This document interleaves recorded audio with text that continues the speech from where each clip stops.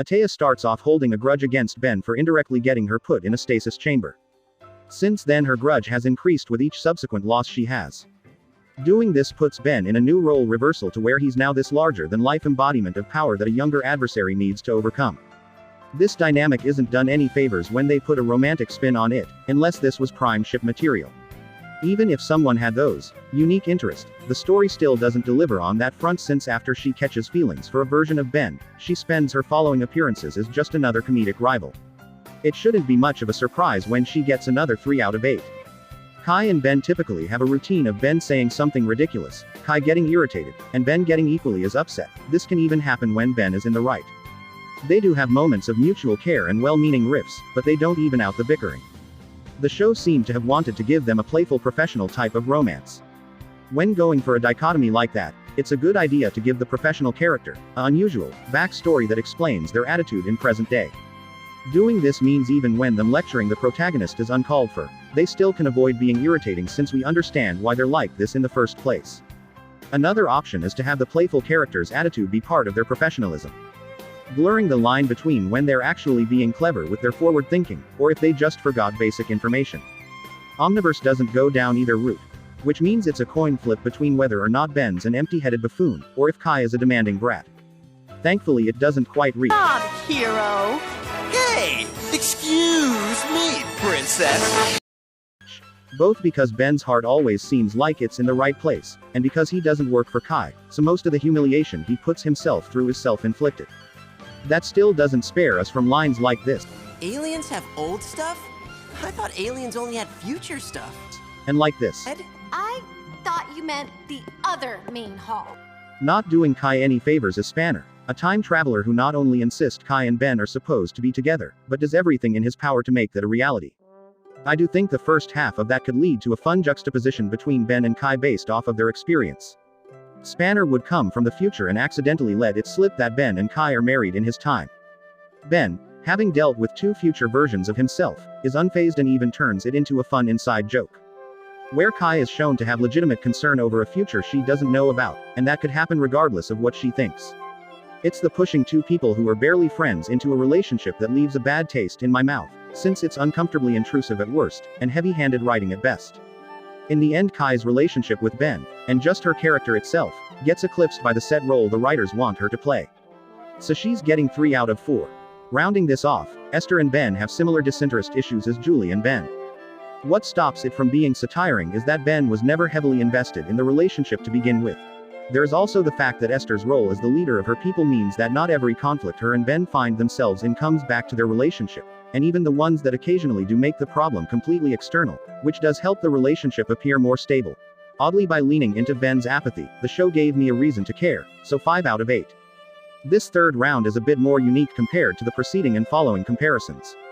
Since on one hand it isn't necessary for a love interest to interact with several different characters for people to care about them, but at the same time how well they can interact with those characters speaks to how much thought went into their creation. With Julie, her initial noticeable interaction with Gwen has them going shopping. A bit generic, but nothing really bad, with Gwen later playing the part of Julie's one-women support group. I don't believe she interacts with Max or several of the other significant characters. When it comes to her and Kevin, they acknowledge each other's existence, and exchange information implying they've interacted off-screen. Okay, looks like I'm going to have to break my own rule a 3rd time and look at a 5th episode to see the most significant interaction she's had with him. In Ben's defense, you're way too smart to be buying into this junk. Which junk is that, Kevin? The using technology to help people junk? Or maybe the modernizing of hospitals and schools junk? So what is it, the existence of aliens? Well, with something this emotionally captivating, it's no surprise that she's getting a 3 out of 8. Luma actually has a surprising amount of variety. With Kevin, she's interested in him because he won her hand initially, but still isn't too impressed by him and makes that loudly known. She has a twisted sense of respect for Julie, is likely a misogynist considering how she reacts to Gwen. Here you go. And even forms a heated rivalry with Atea. All of these interactions remain entertaining and consistent with what we know about her, even if some are better than others, so she's getting a 6 out of 8. For Atea, it's pretty much the same joke as Julie, only Ad betrays her dad and Arjit, and I guess her rivalry with Luma, but that was mostly carried by the latter. 2 out of 8. Kai, she's on good enough terms with Rook, when she acknowledges him. Her and Esther are briefly on the same page, but that got sidetracked thanks to Spanner's matchmaking actions. She does have a brief interaction with Paradox, so for that she can at least get a 4 out of 8. Esther initially seems to be building a relationship of distrust between her and Rook, but that was really just for the episode and they have pretty standard interactions after that. She does have a decent personal conflict between her and the leader preceding her, but again that's only for one episode. I do like her breaking down both Luma and Atea, but again that's only for, you get the point, 4 out of 8. Finally it's time to cover overall impact, and to clarify the term in this context. I'm not talking impact on the fans, or even the series as a whole, but more so their purpose, as well as who had the most meaning behind it. When it comes to Julie, she seems to both play the role as someone who exemplifies the consequences of Ben's self-importance, she being one of the only important people in his life who constantly tries giving him the benefit of the doubt only to be met with the same type of frustration as everyone else. Yet she also helps showcase that said self-importance isn't his sole defining feature, with him showing concern for hurting her feelings and wanting to do better. Granted, them constantly going through those motions does lead to diminishing returns, so she gets a 5 out of 8. Luma has the potential to serve several different purposes. They could have her still desire Ben but see his human life as a weakness that she'll make him abandon if they want her to be a threat. Have her legitimately become friends with Ben and poorly succeed at doing things his way if they wanted to use her for comedy. Or even building tension if her feelings for Ben conflicted with her people's customs. Unfortunately, this isn't a competition based on what could have happened. Luma doesn't really have a meaningful impact beyond the comedy she provides in her episodes. While fun, are both temporary and subjective, so 3 out of 8. With Atea, she effectively represents the omniverse intention of transforming the world as much as the previous series transformed the characters. This means what were basically joke villains used to add on to the plot of the episode, take center stage as significant threats, and even have former leaders permanently usurped for a new status quo for the characters. It's a shame I don't really care about the incursions, but regardless of my disinterest she'll still get a 5 out of 8. With Kai, she serves the meta purpose of harkening back to the first series while trying to update her for fans of the later two. As the first two categories I went over suggested, that didn't really do the show or her character any favors. Still, she did manage to play a significant part in at least one plot-important episode, and she was a nice balance of someone familiar with the world of aliens, but still is a glorified rookie on the field. This gets her a 5 out of 8. When it comes to Esther, the show almost makes a fairly understandable, and surprisingly mature statement about rebound relationships. Namely that it's okay to enter a relationship without any plans to stay together with that person. So long as you make it clear from the start that you're only trying to have some fun and never really get serious with them. If you don't, then you're just wasting their time and setting yourself up for humiliation when they eventually move on. The problem comes from this line. And I even got used to that. But I'm tired of fighting fate. Which gives off the impression that wasn't what the show was going for. Landing Esther at a 4 out of 8. Time to conclude this with the final round. What did Ben want from each girl? Yeah, me or anyone else can go over the traits and interactions that makes each girl their favorite, but really that would only amount to explaining why we like them just as a character.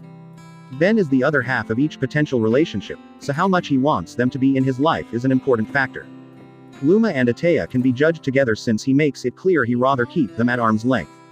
He's a little more friendly with Luma thanks to her not conquering planets he cares about, but he still isn't too happy when she shows up, so both are getting a 1 out of 8.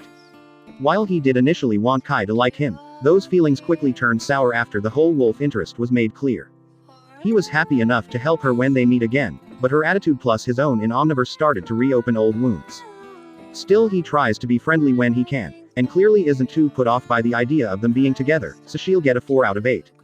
When it comes to him and Esther, Ben does clearly value his friendship with her and has no problem helping when she asks, but as I've hopefully made clear at this point, she's pretty much putting in 90% of the work maintaining any sort of connection with Ben, so she'll get a 5 out of 8. Now for the big one. Julie is both the only female character Ben constantly puts the effort into making happy throughout the show, and the one he's treated with the least amount of respect. In a roundabout way, it actually mirrors several real-life high school relationships. People will put in a good amount of effort to get in one believing it'll make them happy, but once they start dating they realize it actually isn't anything special. So they end up becoming indifferent to the whole relationship. Not really wanting to get out of it, but not treating it like anything they need to focus on.